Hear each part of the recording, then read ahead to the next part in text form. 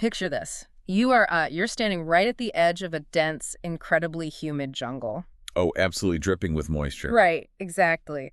The air is just thick. You push past this wall of massive wet green ferns swatting away bugs. Because there are always bugs. Always.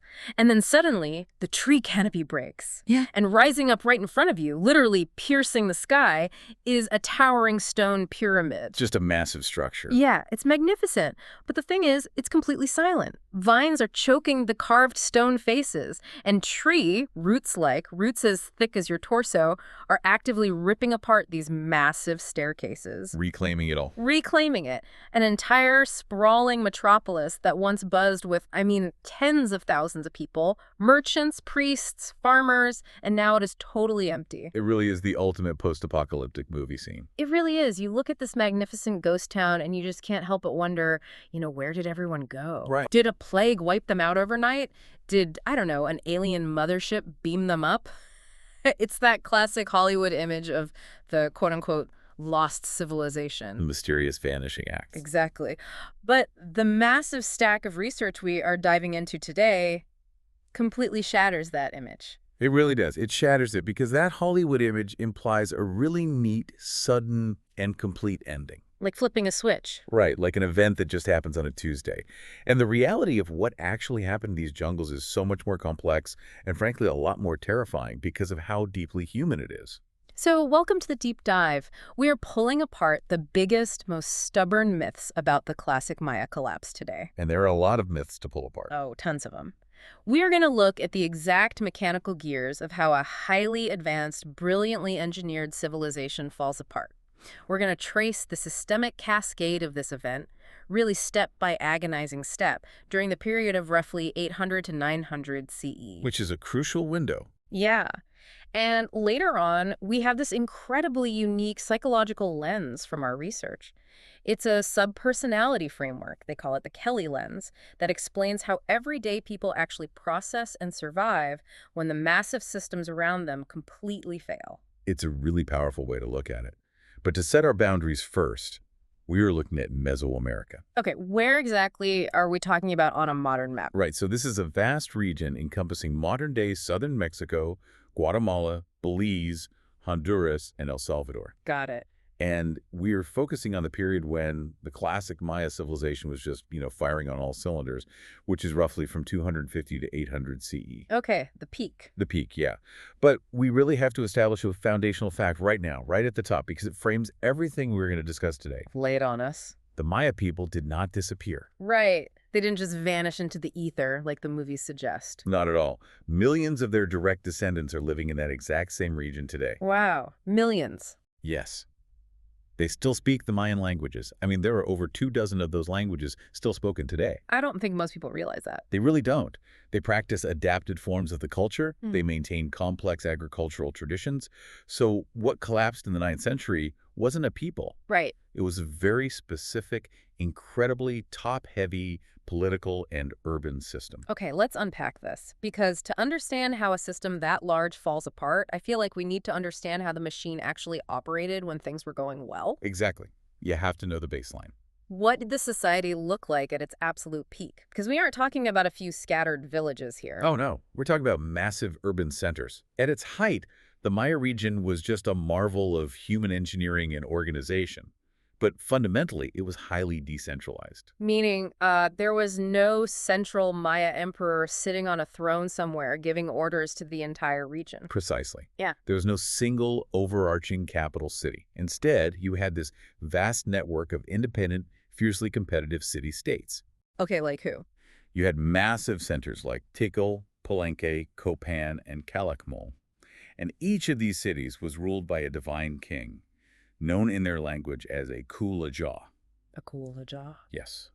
And the source of this king's power is really the linchpin of the entire system. His legitimacy didn't primarily come from having, a massive standing army or sitting on the biggest pile of jade. So what made him the king? His authority was derived from religion, from deep ancestry, and from highly visible public ritual performance.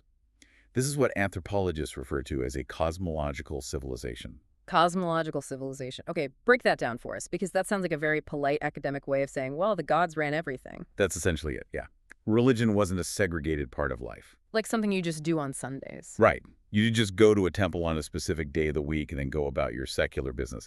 The Maya pantheon was woven into the absolute fabric of reality itself. So gods for everything. Incredibly complex gods. Gods tied to the rain, to the growth of the maize, to the movement of the sun and Venus, and to the cyclical nature of time itself. Wow.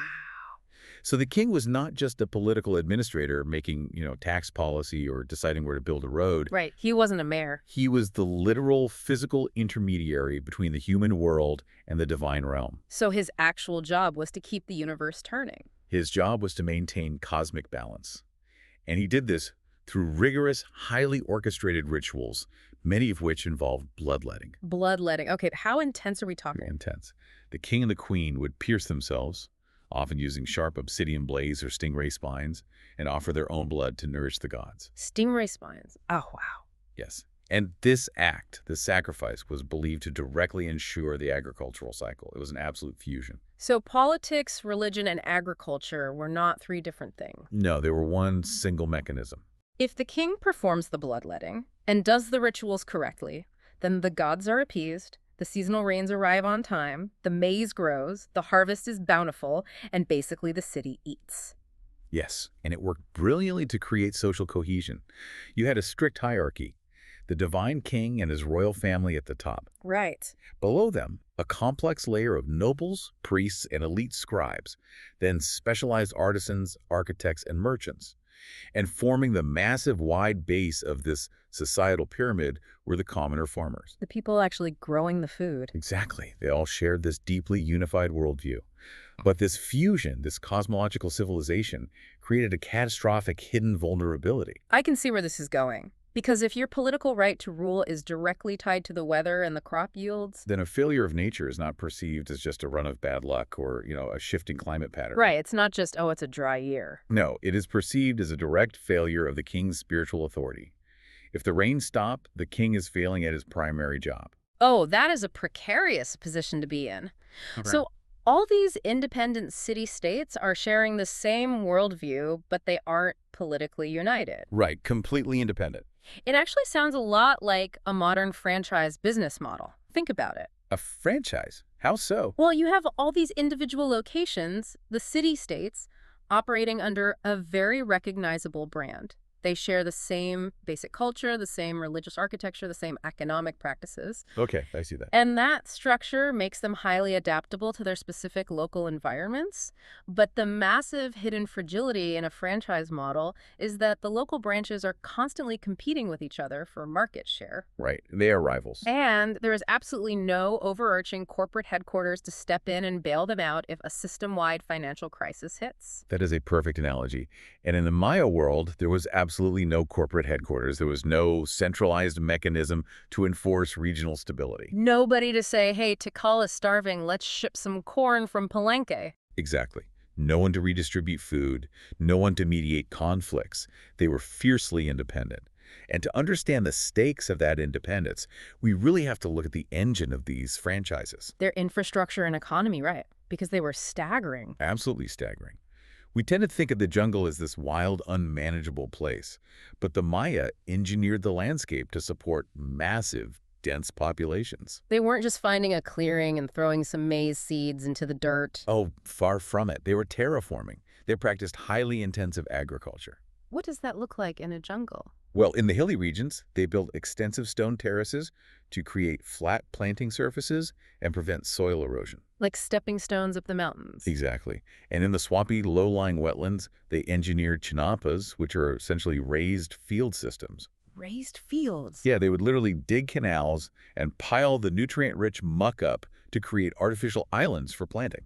That is incredibly labor-intensive. Very.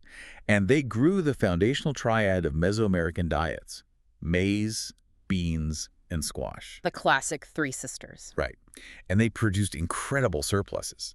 You have to produce massive surpluses to support a sprawling urban class of tens of thousands of people who do not farm. Right. The priests, the artists, the stone carvers, the elites, they all need to eat, but they aren't digging in the muck. Exactly. And what about moving goods? I imagine they weren't just keeping all this surplus local. They had extensive long-distance trade routes, They moved high-value prestige goods that the elites required for rituals and status. Like what kind of goods? Green jade, sharp obsidian for tools and weapons, vibrant quetzal feathers, marine shells, and cacao. Cacao, like chocolate. Yes, which was often used almost like a currency. Wow, chocolate money. Basically. And to physically connect their city centers, they built massive raised stone causeways called sakbib. Takbib, what did those look like? They were elevated roads coated in gleaming white limestone plaster, cutting straight through the dense jungle. Like a glowing white highway. Yes. But the most critical piece of infrastructure, the one that meant absolute life or death, was water management. Because despite living in a jungle, water was actually a massive problem, which sounds counterintuitive. A huge problem.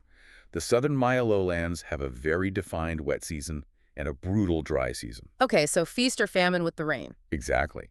And many of the major sprawling cities, like Tikal, for instance, were not built on major rivers or permanent lakes. Wait, really? How do you build a massive city without a river? They relied almost entirely on capturing seasonal rainfall. To do this, they engineered massive centralized reservoirs right in the hearts of their cities. Just giant holding tanks. Yes. They quarried stone to build their pyramids, right? And then they used those massive quarry pits, sealing them with thick limestone plaster to make them watertight, turning them into holding tanks for literally millions of gallons of rainwater. That is genius. Using the hole you dug for the pyramid to hold the water. It's brilliant urban planning. The city plazas were even built on slight inclines, acting as massive paved catchment areas that funneled rainwater directly into these reservoirs. That is incredible. So they built this breathtaking system. It's highly productive, it's culturally cohesive, and it's locally adaptable. Right. But it requires constant, back-breaking maintenance. That's true. I mean, the terraces have to be rebuilt, the canals have to be dredged of muck every season, the reservoirs have to be resealed. It has very few safety nets. Almost none. Which brings us to the next phase of the research, because massive, complex systems don't usually just snap in half overnight without warning. The pressure has to build first. It does. So let's talk about the pressure cooker. Long before we see any signs of an actual collapse, the Maya system was groaning under severe compounding strain. What was the first sign of trouble? The first massive factor was overextension. The very success of their intensive agricultural engineering led to a huge population explosion. Too much of a good thing. Right. The cities became incredibly dense, and to support that density, the labor demands placed on the commoner farmers just skyrocketed. Because there are more mouths to feed, but the amount of land doesn't really change. Exactly. They were working harder to feed a growing population of non-farmers. But simultaneously, the elite class was also growing. More nobles, more priests. And they were demanding constant physical labor from the commoners to build bigger, taller, more elaborate stone monuments to project their own power and prestige. Do we actually have proof that this was wearing the people down? I mean, it makes logical sense, but how do we know they weren't just, happily building these pyramids? We actually have visceral biological proof of this. Bioarchaeologists have studied the skeletal remains of the Kanan people from the late Classic period, So this is well before the city's actually emptied out. well before the collapse phase begins. And those bones tell a story of profound systemic stress. What are the bioarchaeologists looking for exactly? They look for specific markers of malnutrition and disease. One really clear one is called enamel hypoplasia. Enamel hypoplasia, what does that look like? These are horizontal lines or grooves that form directly on the teeth when a person experiences severe nutritional stress or systemic disease during childhood. Oh, wow. So it basically pauses the growth of the tooth. Exactly. It briefly halts the growth of the tooth enamel, leaving a permanent record of starvation or severe sickness. That is haunting. Another marker is parodic hyperostosis. Parodic hyperostosis. Yes. This leaves the bombs of the skull looking spongy and porous. It's often caused by severe anemia and heavy parasitic infections. So long before the cities empty out, the everyday people, the farmers and laborers, are already showing signs of chronic starvation and disease in their very bones. The system that was supposed to sustain them was actively extracting their health. And this brings us to a massive bottleneck in their society. The Maya were incredibly innovative, but they hit hard technological ceilings that really restricted how they could scale. This is a massive what if. that always comes up in history discussions. When we look at Rome or other massive empires, we see vast logistical networks aided by draft animals and metal tools. Right. But the Maya built these sprawling cities in the jungle using basically Stone Age technology. If they had access to different tools, say beasts of burden or the wheel, would they have survived this pressure cooker? It's probably the most common question anthropologists get. And it's true, the Maya had no metal tools for large-scale agriculture or stone cutting. Everything was stone. Everything was done with obsidian, flint, wood, and bone. And they had absolutely no large draft animals. No horses. No horses, no oxen, no mules to pull plows or carry heavy loads. What about the wheel, though? Didn't they know about the wheel? They absolutely understood the physics and the concept of the wheel. We have actually found Maya children's toys with wheels. Wait, toys. They used the wheel for toys, but not for carts. Exactly. Uh-huh. Because wheeled transport for logistics requires a few things they didn't have. No carts, no wagons. Right. Well, think about a cart in a dense, muddy jungle without a horse to pull it. It's practically useless. Everything, every massive stone block, every bushel of maize was moved by human muscle. Wow. Just raw human effort. But to answer your question, having carts or oxen probably would not have saved them. Really? In fact, introducing that technology might have made the inevitable collapse much faster and far more catastrophic. Wait, how does better technology make a collapse worse? Usually we assume technology solves problems. Because technology primarily scales a system.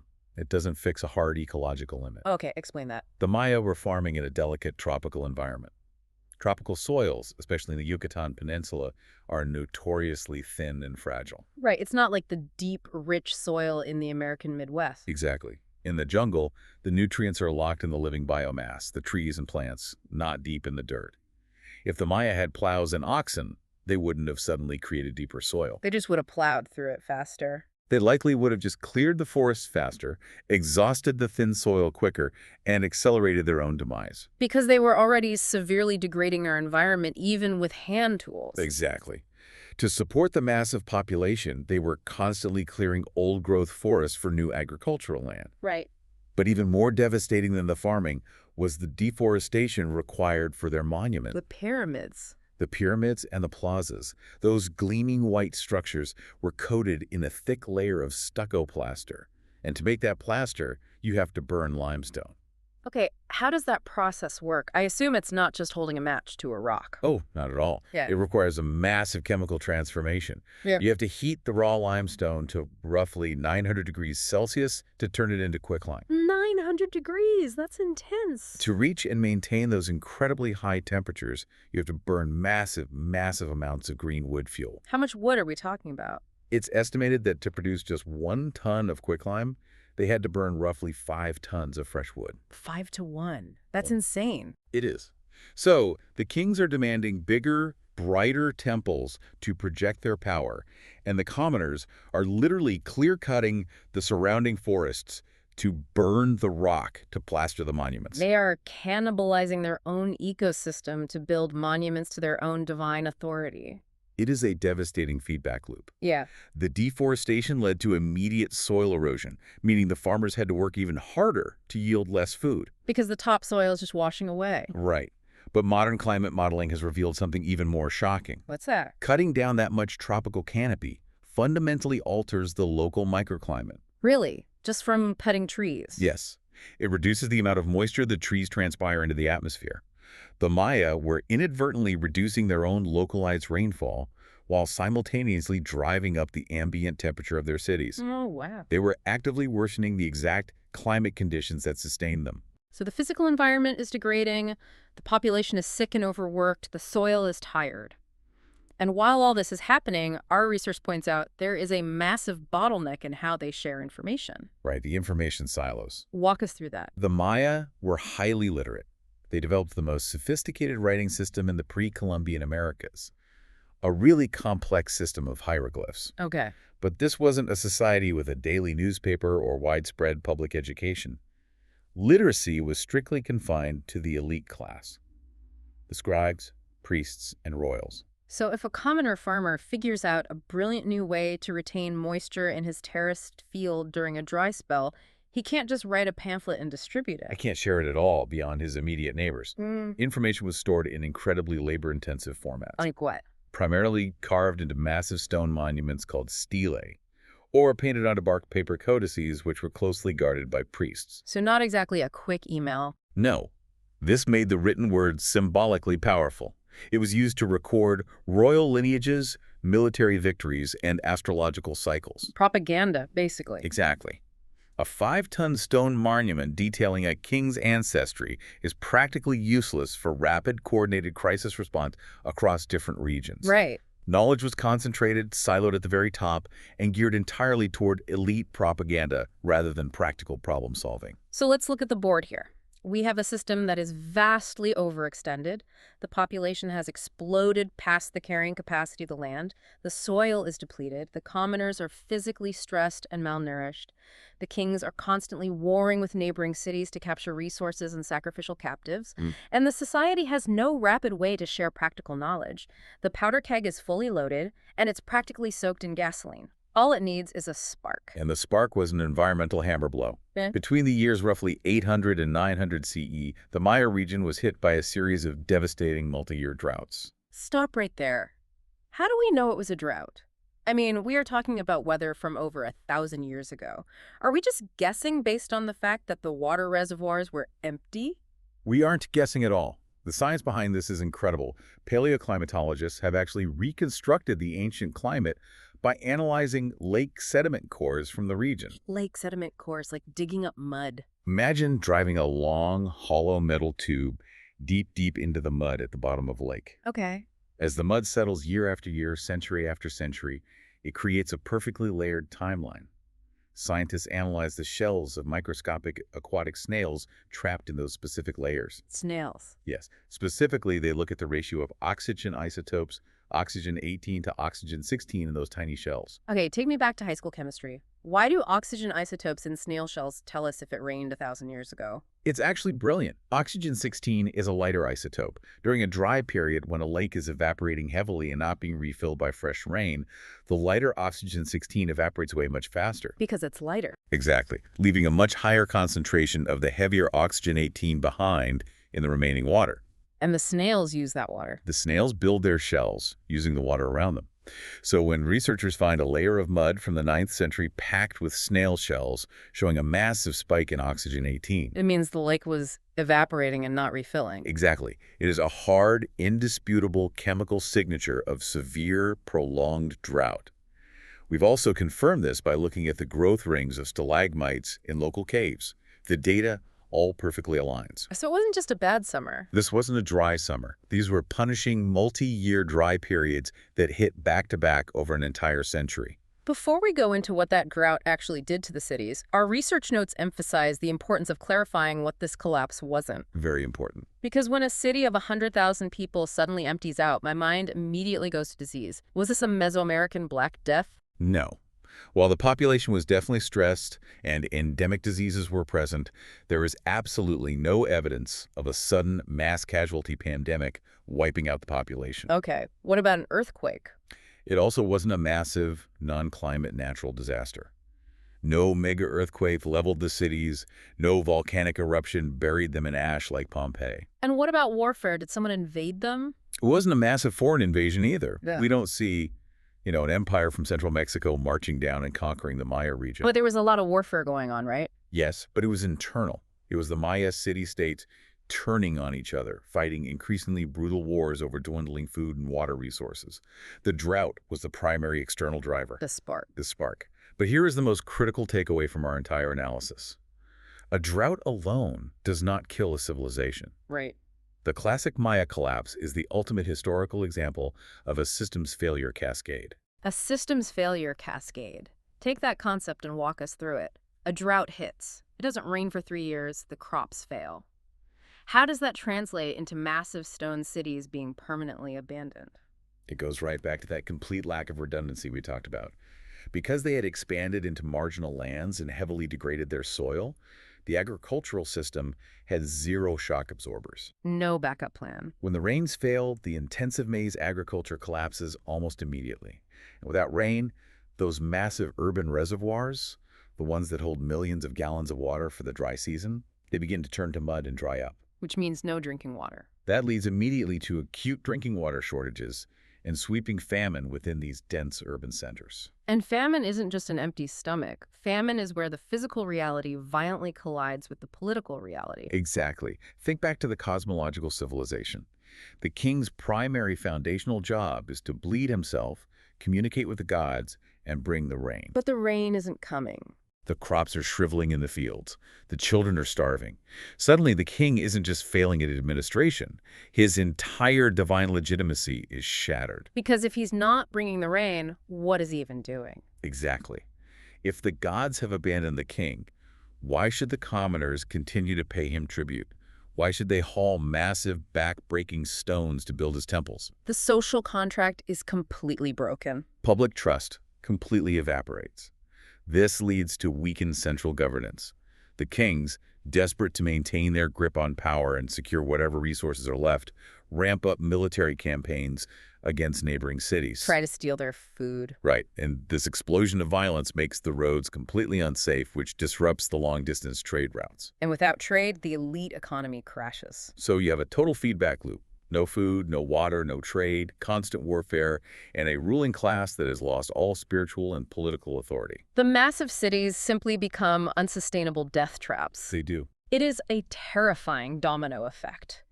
And looking at it from a modern perspective, the closest analogy I can think of is a global supply chain collapse. How so?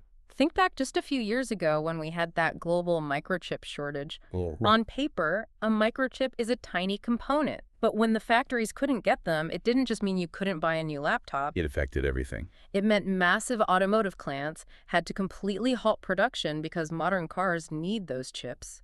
Because new cars weren't rolling off the line, the demand for used cars absolutely skyrocketed. Yeah, remember that. That massive spike in used car prices became a major driver of national inflation. And that inflation impacted how much everyday people could afford to spend on basic groceries, like eggs. And taking that supply chain idea a step further, think about the workers in that scenario. Yeah. If people can't afford groceries, they demand higher wages, or they strike, which further disrupts completely different industries. It's hyper-interdependence. When a system is wound that tightly, with zero buffer, a failure in one isolated sector doesn't stay isolated. It rips laterally through the entire fabric of the society. The dominoes fall fast. Famine in the Maya world wasn't just a consequence of the drought. It became a massive accelerant. Starving people do not have the physical energy to dredge canals, repair terraces, or hike into the jungle to cut wood. Which means even less food and less stability the following year. It's a death spiral. It's so easy for us to sit here in a climate-controlled room centuries later and look at this from a bird's-eye historical view. We see this neat, sequential cascade on a graph: drought, famine, war, abandonment. It fits very neatly into a textbook chapter. Right. But I want to zoom in. Put us on the ground. What did this actually look and feel like, smell like, for the people who were living through it? It is a haunting reality to reconstruct. For the everyday people, the commoner farmers, the laborers, it didn't look like a sudden fiery apocalypse. It wasn't the sky falling all at once. No. It was experienced as a slow, agonizing, grinding loss of predictability. In the very early stages, it probably just felt like a string of incredibly bad luck. Like, man, the weather's been weird lately. Exactly. The seasonal rains are a few weeks late. The maize stalks are a bit shorter than last year. The harvest is noticeably smaller.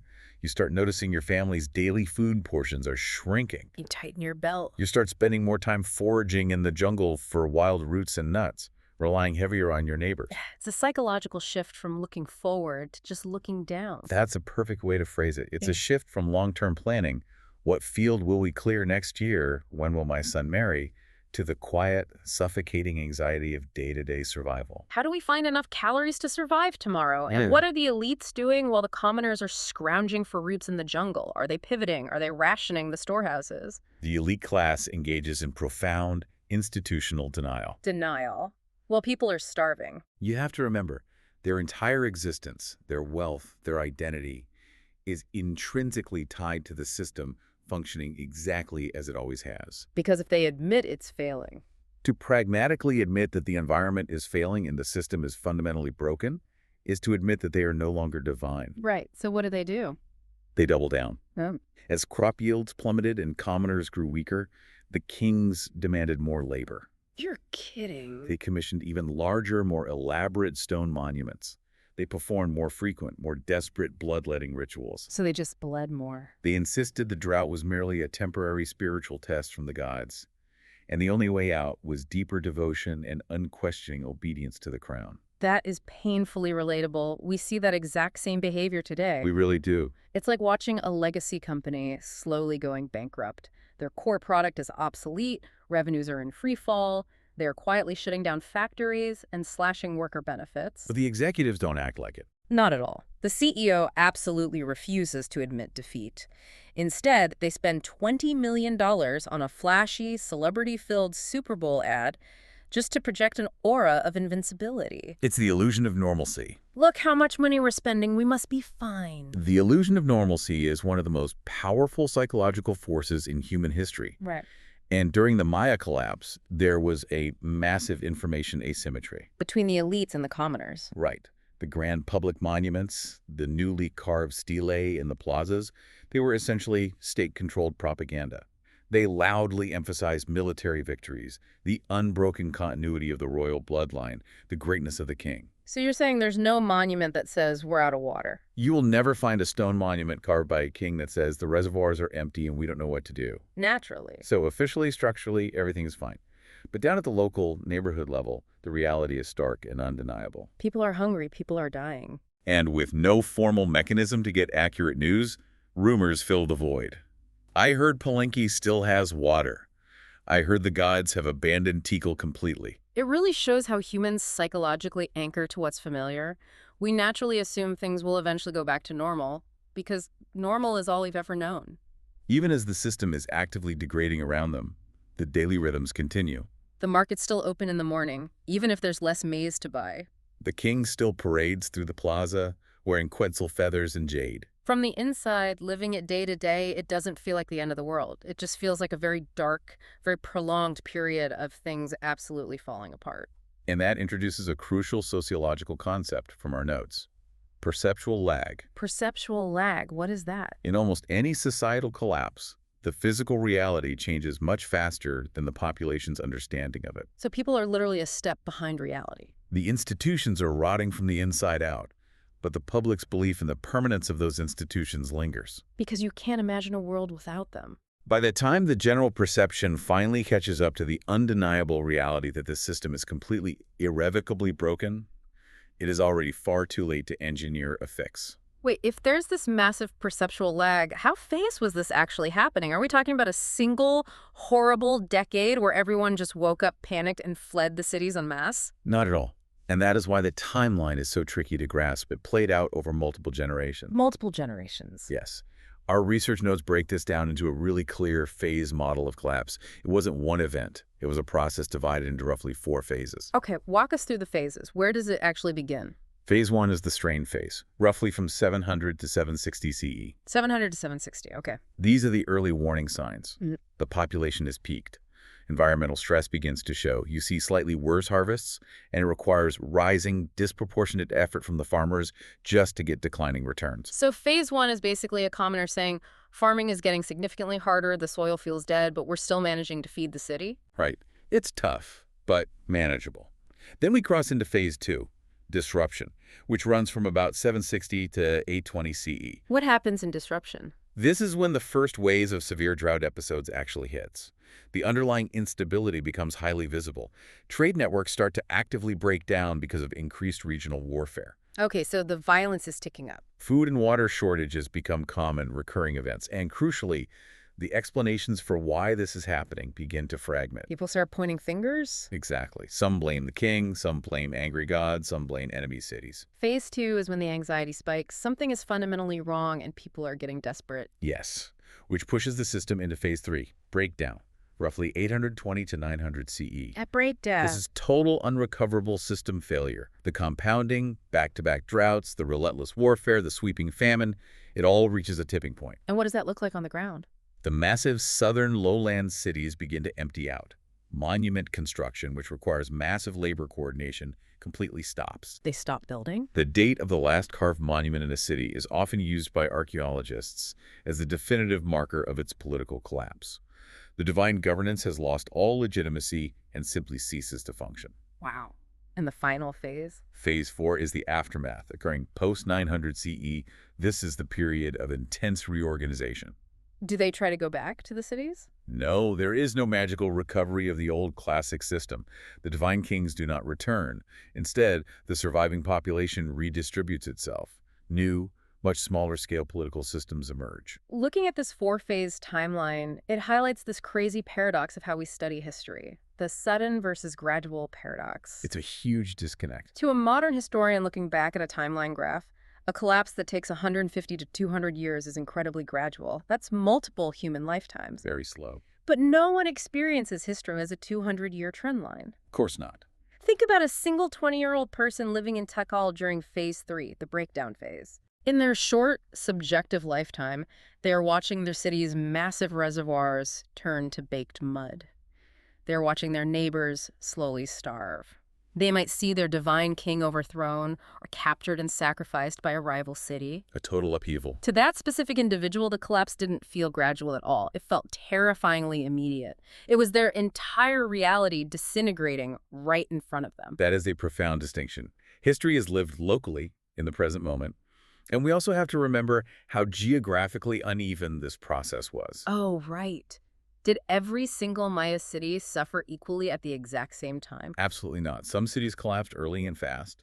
Some managed to hold on for decades longer. And critically, some regions, particularly the northern cities up in the Yucatan Peninsula, places like Chichen Itza and Uxmal, they actually continued to thrive. Thrive, while the south was collapsing. They expanded and even absorbed refugees for quite a while, during and after the southern cities collapsed. Wait, why did the north survive when the south was dying? Didn't the drought hit them too? It did, but they had fundamentally different environmental baselines.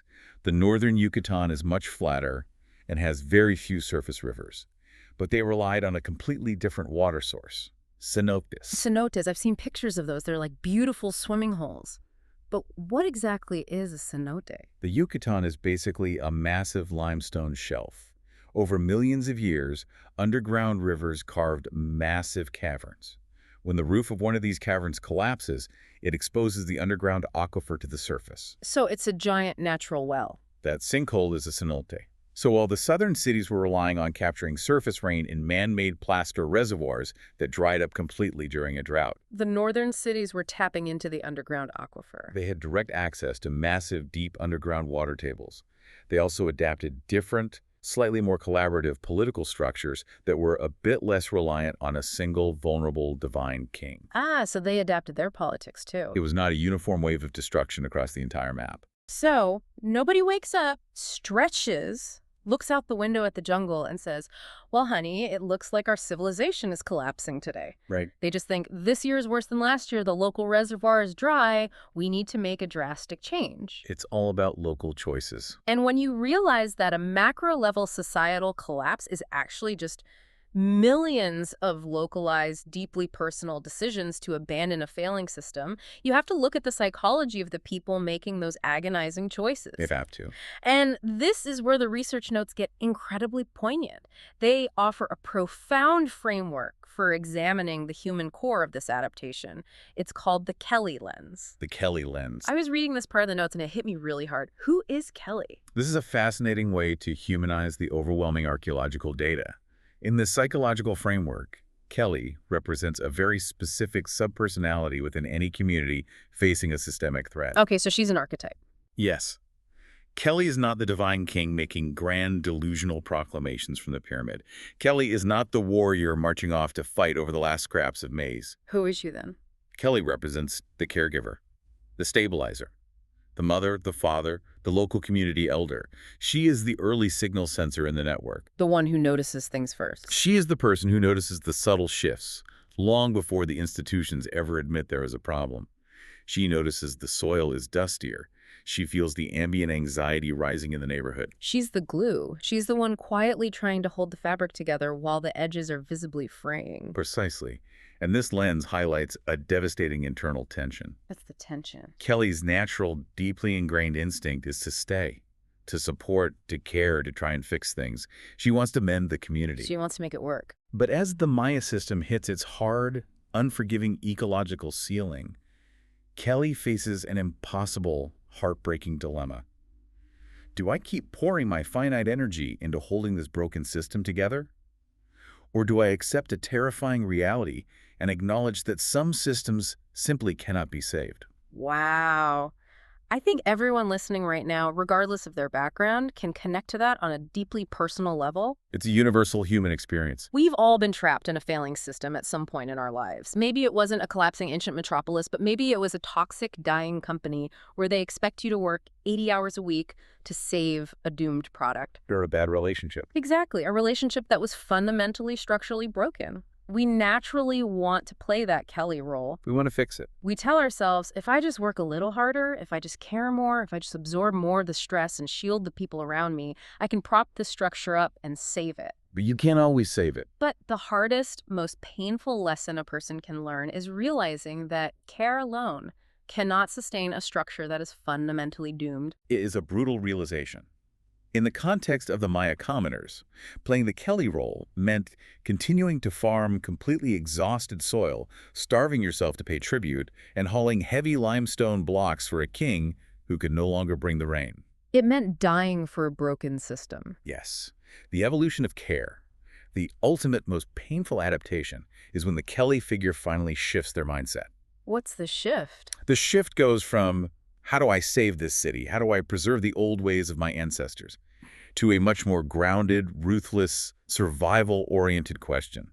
How do I help my family survive this transition? How do I get my people out of this death trap? So the ultimate strength of the Maya people wasn't in their ability to endure infinite suffering just to keep the elite pyramids staffed. Not at all. Their ultimate strength, their true resilience, was the wisdom to finally let the broken system fall. They recognized it was over. They made the choice to walk away. They packed up what they could carry, they turned their backs on the monumental ancestral cities they had built with their own hands, and they walked away into the jungle to survive. And they did survive. What happens next? What did they build in the ashes of the classic period? Let's look at the aftermath and bust some final myths. When we look at the aftermath, we have to be brutally honest about what was lost and what was preserved. Because a lot was lost. The losses were monumental. They lost large-scale urban complexity, the institution of divine kingship, which had guided their society and worldview for centuries, was completely discredited and abandoned forever. No more kings. The monumental political culture, the massive construction projects, the intricate glyph inscriptions detailing royal lineages, that largely stopped. And we absolutely cannot understate the human cost. Right, it wasn't a peaceful transition. The famine, the brutal resource wars, the forced migrations, the suffering and loss of life was immense. But again, to circle back to the beginning, it wasn't an erasure. They didn't go extinct. Not at all.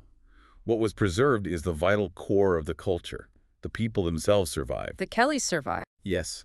Their complex languages survived. Their deep, intimate agricultural knowledge of the jungle survived. And they adapted those practices to smaller, much more sustainable scales. What about their religion? Their core cosmology, the belief systems, stripped of the top-heavy royal demands, continued at the village and community level. So they kept the gods, but ditched the kings. Exactly. The grand reorganization was essentially a massive shift in power dynamics. Power moved from being sacred and highly centralized in the hands of a few divine kings to becoming practical, distributed, and highly localized. Back to basics. The massive, dense, unsustainable cities were replaced by networks of smaller, resilient rural settlements. And as tragic as the abandonment of the cities was for the people living through it, it was exactly what the environment needed, wasn't it? The notes point out a fascinating ecological consequence. It's one of the most striking aspects of the collapse. When the massive urban populations left, the relentless pressure on the local environment just ceased. The forest could finally breathe. The relentless deforestation stopped. And the jungle is incredibly aggressive. Over the ensuing centuries, the canopy grew back. The root systems stabilized the soil. The ecology actually recovered. Wow. The cities were swallowed by the very nature they are trying to dominate. It's a stark reminder that nature always rebalances the ledger. Yeah. Human tragedy and ecological recovery are sometimes just two sides of the same coin. That's very true. And if we look back at the myths we started with today, we can completely dismantle them. This wasn't some sudden mystical disappearance, No. and it certainly wasn't a punishment from the gods for bad decisions or societal hubris, the way moralizing historians sometimes like to frame ancient history. Absolutely not. The Maya were incredibly sophisticated, observant, and adaptive. They didn't fail because they were foolish or lazy. Why did they fail, ultimately? They failed because they hit a hard, unforgiving environmental ceiling. They pushed their environment to the absolute limit to sustain their cultural brilliance and massive population. And when the climate violently shifted against them, taking away the rain, there was zero margin for error.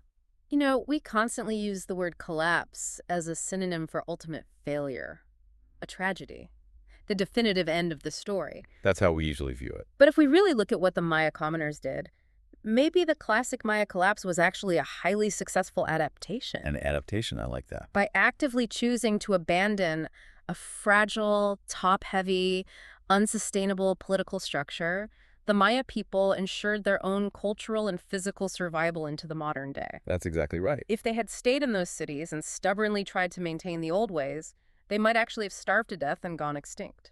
And taking that thought further, it really redefines how we view societal evolution as a whole. Collapse is not erasure. Collapse is reconfiguration. Reconfiguration. When a rigid system breaks, it is not the end of the civilization. It is merely the end of that specific, temporary way of organizing it. The people remain, and they rebuild. Which brings us to the end of our deep dive today. Let's summarize the journey we've been on. Let's do it. The classic Maya did not vanish into thin air. They faced an impossible, localized convergence of massive overpopulation, severe environmental degradation, and a crippling series of multi-year droughts. The perfect storm.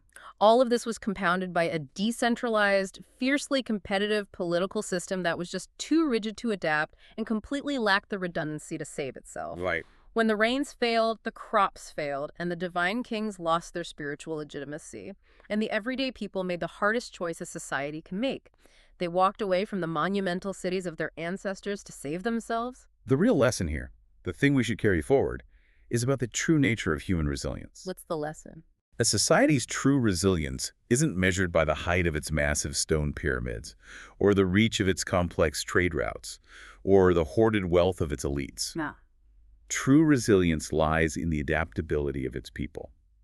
It is the profound capacity to let go of a failing system, carry your essential knowledge forward, and build new realities when the old ones can no longer sustain you. I want to leave you with a final provocative thought to mull over.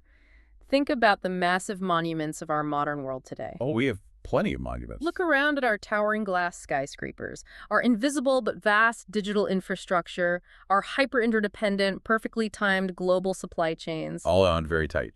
If our system, which is also currently pushed to its absolute environmental and logistical limits, underwent a similar slow-burn systemic cascade, imagine centuries from now. What would they find? What would future archaeologists completely misunderstand about us? If they dug up the concrete and steel ruins of our cities, would they fall into the same trap? Would they think we vanished? Exactly. Would they look at our abandoned skyscrapers and assume we simply vanished into thin air?